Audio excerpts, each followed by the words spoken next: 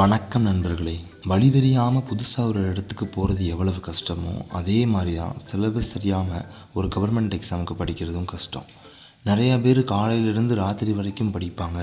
ஆனால் என்ன படிக்கணும், எவ்வளவு படிக்கணும், எந்த டாபிக் முக்கியம், இதெல்லாம் தெரியாமலே படிப்பாங்க.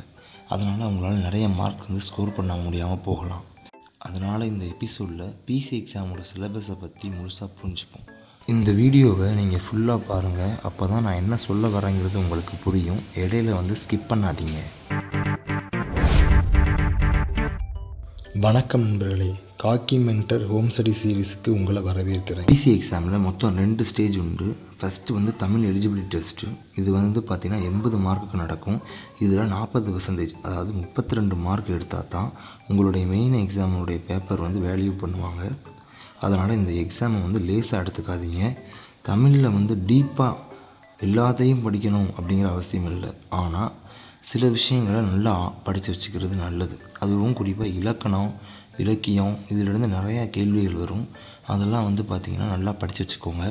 இங்கே நீங்கள் இலக்கணம் நல்லா படித்தீங்க அப்படின்னா உங்களுடைய மெயின் எக்ஸாமுக்கும் அது ரொம்ப ஹெல்ப்ஃபுல்லாக இருக்கும்.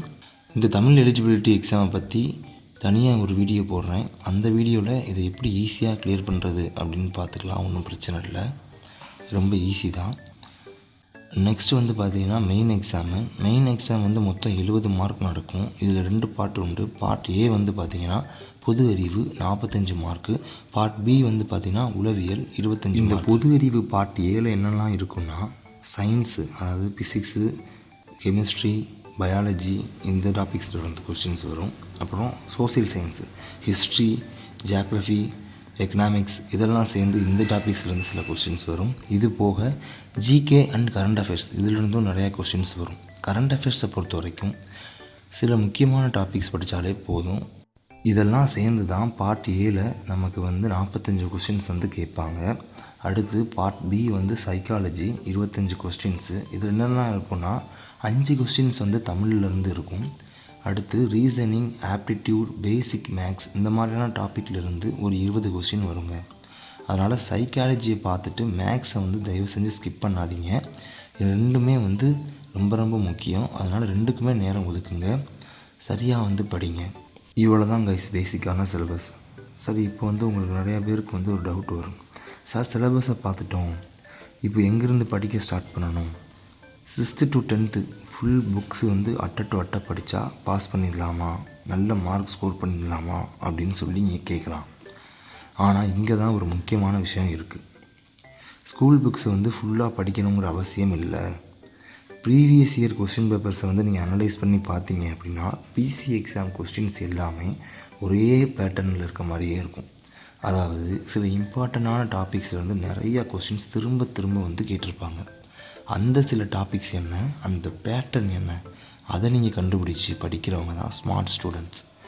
அதை நீங்கள் கண்டுபிடிச்சிட்டிங்க அப்படின்னாலே நல்ல மார்க்ஸ் ஸ்கோர் பண்ணலாம்.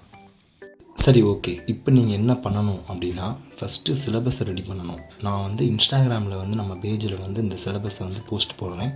நீங்கள் டவுன்லோட் பண்ணி வச்சுக்கலாம்.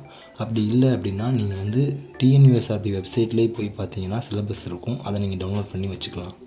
அதை நீங்கள் பிரிண்ட் எடுத்தாலும் சரி, இல்லை மொபைல்லே வச்சுக்கிட்டாலும் சரி, ஃபஸ்ட்டு சிலபஸ் என்னங்கிறத நல்லா பாருங்கள். அதுக்கடுத்து ப்ரீவியஸ் இயர் கொஸ்டின்ஸை கலெக்ட் பண்ணி அந்த ப்ரீவியஸ் இயர் கொஸ்டின் சிலபஸ் இதோடு நீங்கள் வச்சு பார்த்து ஒரு 1 வீக் ப்ரீவியஸ் இயர் கொஸ்டினே நீங்கள் படிங்க. அதில் உள்ள கொஸ்டின்ஸை ஃபஸ்ட்டு நீங்கள் மனப்பாடம் பண்ணுங்கள். அப்படி நீங்கள் பண்ணிங்க அப்படின்னாலே உங்களுக்கு அந்த பேட்டர்னும் அதே மாதிரி அந்த டாபிக்ஸ் எப்படிலாம் இருக்குங்கிறது உங்களுக்கு தெரியும். நீங்கள் ப்ரீவியஸ் இயர் கொஸ்டின் அப்படின்னோடனே லாஸ்ட் 2 இயர்ஸ் கொஸ்டின் மட்டும்தான் பார்க்கணுன்னு இல்லை.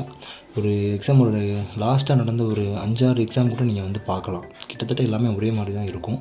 அதனால் அதை நீங்கள் பார்க்கும்போது தான் உங்களுக்கு தெரியும், ஓகே இந்த டாபிக் இம்பார்ட்டண்ட், இந்த டாபிக் இம்பார்ட்டண்ட் இல்லை அப்படிங்கிறது. ஸோ இதை மட்டும் நீங்கள் ஃபஸ்ட்டு வீக் பண்ணிங்க அப்படின்னா அதுக்கடுத்து நீங்கள் ஸ்கூல் புக்ஸ் எடுத்து படிக்க ஆரம்பிக்கும்போது உங்களுக்கு தெரியும் இதெல்லாம் இந்த கொஸ்டினில் வந்துச்சு, அப்போ இதெல்லாம் ரொம்ப இம்பார்ட்டண்ட், அப்போ இதுக்கு நம்ம நல்லா படிக்கணும் அப்படிங்கிறது. அதுதான் இங்கே ரொம்ப முக்கியம். அதை தான் நீங்கள் பண்ணணும். இதே மாதிரி நீங்கள் சிலபஸை புரிஞ்சுக்கிட்டு தெளிவாக படித்தீங்க அப்படின்னா கண்டிப்பாக பிசி எக்ஸாமில் 65+ மார்க்ஸ் ஸ்கோர் பண்ணலாம். சரி, ஓகே கைஸ், இவ்வளோ தான் இந்த வீடியோ. இந்த வரைக்கும் இந்த சீரீஸில் பார்த்தீங்கன்னா பேசிக்கான விஷயங்கள் நம்ம பார்த்துருப்போம். எப்படி படிக்க ஸ்டார்ட் பண்ணுறது, என்ன புக்ஸ் வாங்கலாம், சிலபஸ் எவ்வளோ இம்பார்ட்டன்ட், அதை எப்படி அனலைஸ் பண்ணுறதுன்னு பார்த்தோம். இதுக்கடுத்து வரப்போகிற வீடியோஸ் எல்லாமே வந்து படிக்க ஸ்டார்ட் பண்ணியாச்சு. ரொம்ப முக்கியமான வீடியோ, அதெல்லாம் வந்து மறக்காமல் பாருங்கள். கண்டிப்பாக உங்களுக்கு ஹெல்ப்ஃபுல்லாக இருக்கும். சரி, நம்ம அடுத்த வீடியோவில் என்ன பார்க்க போகிறோம் அப்படின்னா, இந்த சிலபஸ் இருக்குது இல்லையா, இதில் உள்ள எல்லாத்தையும் வந்து பார்த்திங்கன்னா 2 மெத்தடில் வந்து நம்ம கம்ப்ளீட் பண்ணலாம். அந்த 2 மெத்தட் என்ன, எந்தெந்த சப்ஜெக்ட்ஸை எந்தெந்த மெத்தடில் படித்தா ஈஸியாக இருக்கும், அதை எந்தெந்த மெத்தடில் படிக்கணும், இம்பார்ட்டண்டான டாபிக்ஸு இதெல்லாமே வந்து பார்த்திங்கன்னா அடுத்தடுத்த வீடியோவில் வந்து நான் தாரேன். இது மறக்காமல் நம்ம சேனலை ஃபாலோ பண்ணிக்கோங்க.